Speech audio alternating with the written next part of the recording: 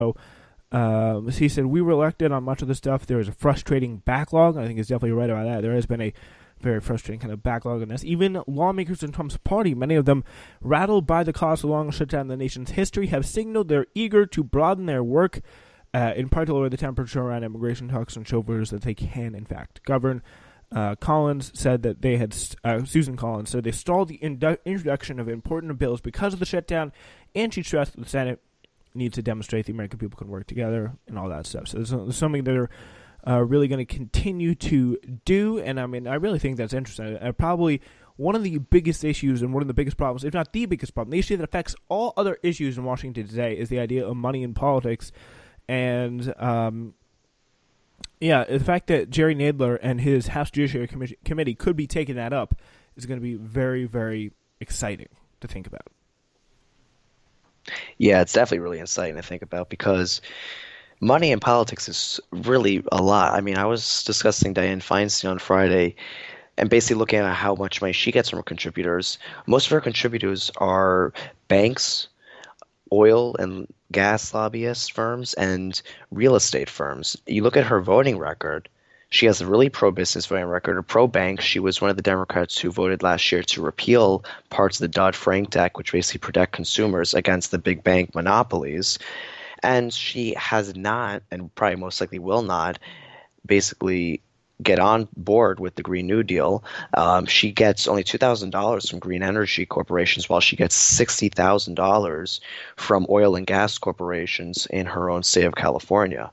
That's just one example. Every politician out there, maybe besides some of the new freshman Democrat House members, get money from contributors, and basically from that money, they basically buy out the politician.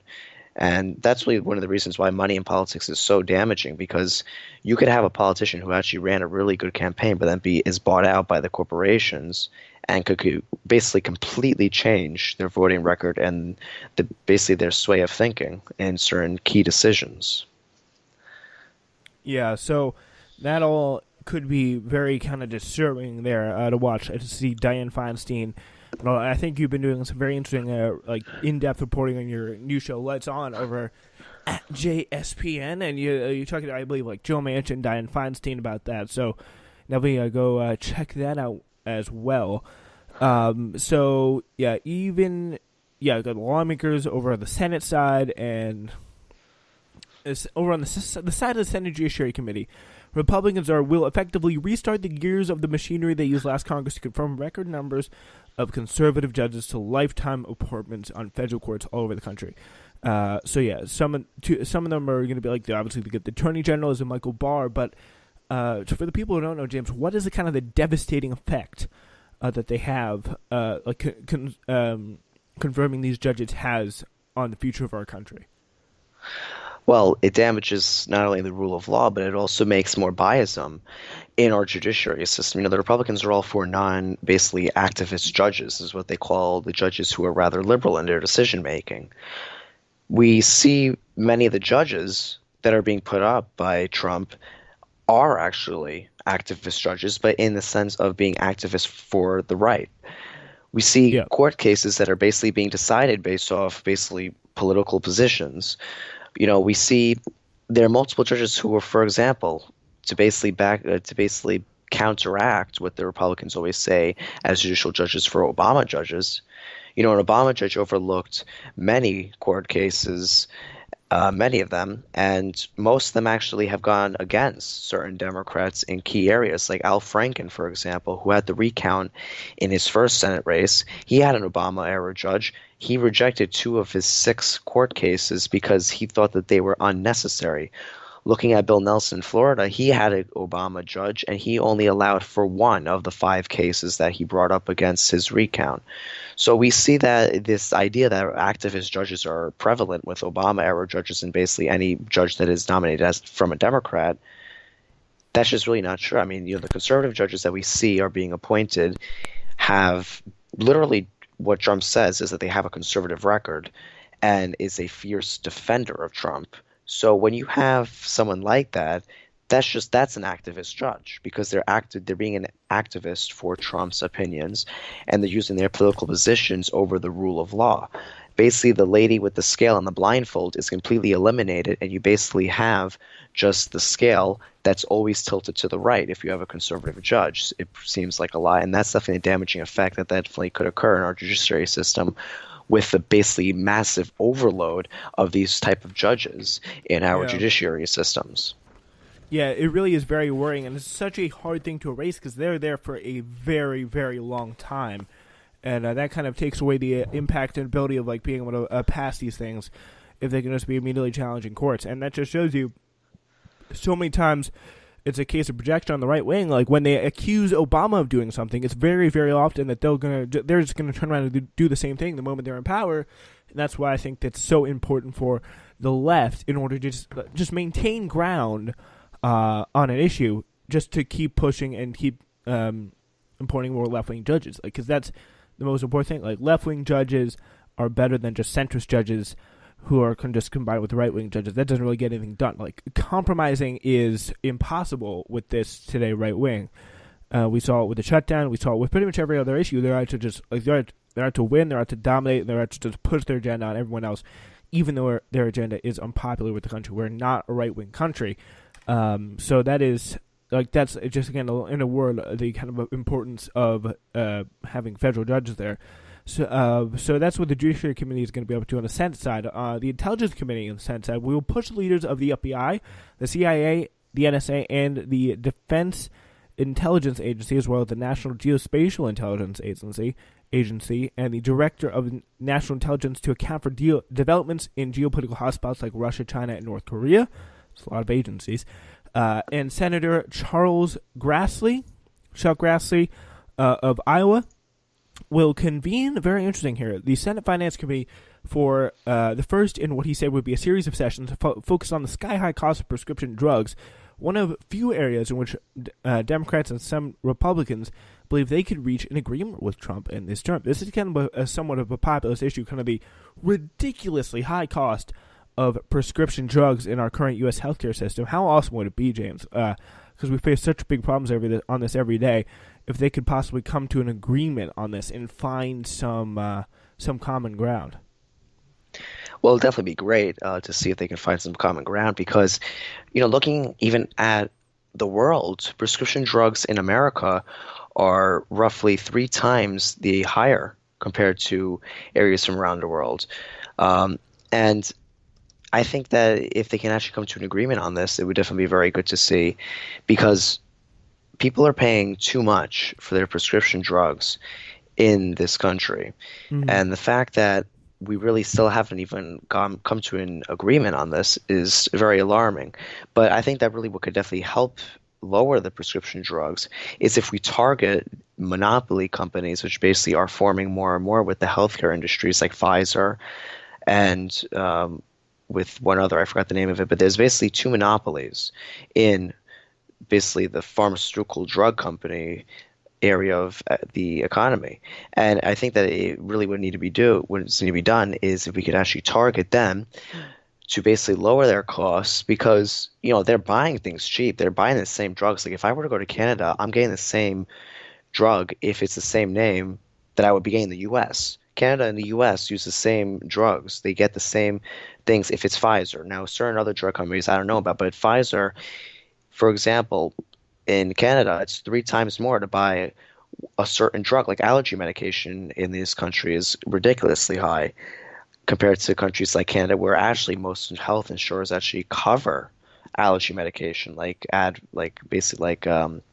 Zantac and all those other ones. But I think that really what's important is for us to come to a deal that basically could actually help us because it seems like that if the Republicans want to come to a compromise, I think with the Democrats need to make sure of that it's not going to have any loopholes that will be basically helping corporations just make more money off the backs of hardworking Americans. So I think that's definitely what that we need to be looking for to see if they're actually going to be doing something like that. But if they can actually come to a compromise that will help the American people and that will actually fulfill their promise of lowering basically prescription drug costs, I think that will definitely need to occur. I think that we also need to be putting the pressure as well on the healthcare insurance companies because looking at how much they've made and how much their CEOs make is absolutely ridiculous. If they have enough money to pay their CEOs $6, sometimes even $7 million, maybe even more, there's some CEOs there that make into the 70s and $80 million. They have enough money to pay their CEOs that much. They have enough money to lower their drug costs. I think that that's also what we need to do to lower prescription drugs, is to also target the health insurance companies to cover more prescription drugs so that basically, again, working people can afford to actually have drugs and live a longer life, and also not have to basically worry about having to put food on the table or buying drugs that could help them live. Yeah, it's such a big problem that really you can find bipartisan agreement on. It's so good to see that our elected representatives are actually kind of somewhat coming to an agreement of that on that front as well. So yeah, we're gonna finally though. On Monday, the Senate's going to vote on the Strengthening America's Security in the Middle East Act, which is going to be the anti-BDS bill, which is going to be a major free speech issue. But I don't know if it's going to pass or not, because there's a lot of people in that Senate, especially Democratic Senate, are very very pro-Israel. All right, so James, the government was shut down, but Robert Mueller, I don't know if you know this, he kept working. That became very clear Friday morning when FBI agents arrested Roger Stone at his Florida home in connection with the Mueller's Trump-Russia investigation. Stone later appeared in federal court to face charges in that include witness tampering and making false statements to Congress. So what is the significance here of this major investment in terms of Trump's future, and how is this going to affect the way he goes forward here in the White House? Oh, it's definitely going to affect him a lot. I mean, the evidence that was in this case was substantial. We see not only was it connecting as well over to even Steve Bannon, we see the connection as well over to Trump in a way, because Steve Bannon had actually emailed Roger Stone multiple times asking him, like, look, where's the information? And I think that it's really going to be alarming to see what's going to be occurring here, because in the email here, he says, what was that this morning? And then he was like, fear, serious security concern. He thinks they are going to kill him and the London police are standing down. However, a load every week going forward.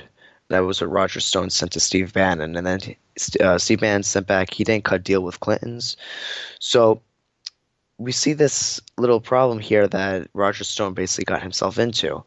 He was basically emailing between WikiLeaks' founder, Julian Assange, basically to try to get information that would be hurting the Clinton campaign in the 2016 election.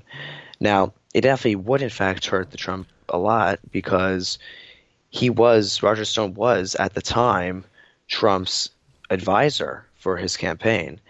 And really to see the fact that he actually stayed on the team for a long time and is still actually a bit of an advisor to Trump, not really so much, but he definitely was considered a very good friend of Trump. Yeah. He really still had a pretty big connection as well also to WikiLeaks' founder, who was basically helping Roger Stone and actually Donald Trump Jr., his son, get information that was harmful to the Clinton campaign.